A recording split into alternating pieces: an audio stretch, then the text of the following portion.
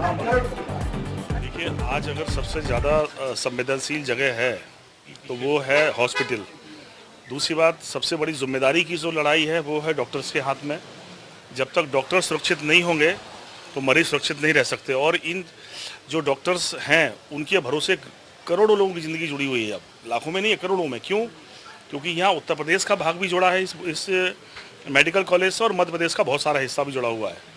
तो बहुत सारे लोगों के पास यदि जान बचाने का कोई साधन है तो सिर्फ झांसी मेडिकल कॉलेज है। और झांसी मेडिकल कॉलेज की जो डॉक्टर्स की टीम है, ये कैसे सुरक्षित रहे इसकी चिंता सबको होनी चाहिए, सबके मन में होनी चाहिए। आज जो ये महामारी है, इसके खिलाफ यदि कोई मजबूती से लड़ रहा है तो फ्रंट पे सिर्फ डॉक्टर हैं।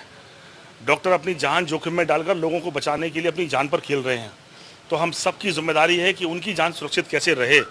सरकार अपनी तरफ से इंतज़ाम कर रही है, लेकिन हर नागरिक की जिम्मेदारी है कि उस जिम्मेदारी में शामिल हों, सहयोगी बने। हम लोगों ने भी पीपी किट के इंतज़ाम करके देने की कोशिश की है। और मैं सबसे अपील करता हूं, जो लोग राजनीति में हैं, समाज सेवा के क्षेत्र में हैं, कि अगर एक डॉक्टर सुरक्षित रह सकता है तो लाखों लोगों की जान सुरक्षित रह बन सकती है। इसलिए सबसे ज़्यादा चिंता डॉक्टर्स की करने की ज़रूरत है आज। दूसरी मेरी अपील लोगों से फिर है कि इस महामारी का जो भयावह रूप है उसके लिए इलाज कम है, बल्कि प्रिकॉशन की आवश्यकता है। लेकिन साथ साथ दूसरी स्टेज पर खड़े हो गए आज हम। 100 दिन निकल गए इस बीमारी को। 100 दिन के बाद भी अगर केस नहीं आ रहे हैं तो कहीं ऐसा तो नहीं है कि लोग डर के वातावरण से गांव में रह गए हों, लोग अपने जान बचाने की खुद कोशिश कर रहे हों।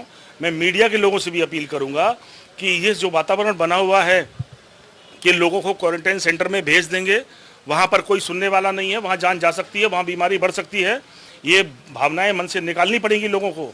तब मैंने लोगों से अपील की थी कुछ दिन पहले कि आपको इस बात में शामिल होना पड़ेगा कि आपके गांव में कोई बीमार तो नहीं है। उस बीमार की जान बचाओ, उसकी जान बचने से उसके परिवार की जान बच सकती है और बहुत सारे गांव के लोगों की जान भी बचाई जा सकती है। इसलिए सबसे पहले ढूंढो, एक अभियान चलाओ कि कोई बीमार जिसमें कुछ लक्षण ऐसे दिख रहे हों, उसको हमें मेडिकल तक पहुँचाना है और फिर मेडिकल में इलाज से उसकी जान बचा सकते हैं हम। हमारी सबकी कोशिश है। इस समय सबकी परीक्षा है। एक डॉक्टर अपनी परीक्षा दे रहे हैं तो नागरिक होने के नाते हम सबका भी कर्तव्य जुड़ा हुआ है कि हमें इस लड़ाई में अपना योगदान शामिल करना है। कोई भूख से ना मर जाए उसके लिए कैसे इंतजाम करें हम, कोई दवाई के अभाव में ना मर जाए कैसे दवाई पहुंचाएं हम, कैसे उसको हम अस्पताल तक पहुंचाएं। सरकार अपनी जिम्मेदारी, जो भी सरकार के पास है वो एक संवैधानिक जिम्मेदारी है। सरकार के पास जिम्मेदारी किसी दूसरे ने नहीं बल्कि लोगों ने दी है। तो सरकार अपनी जिम्मेदारी निभा रही है।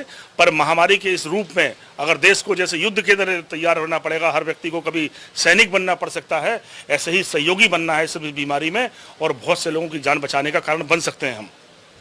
तो सर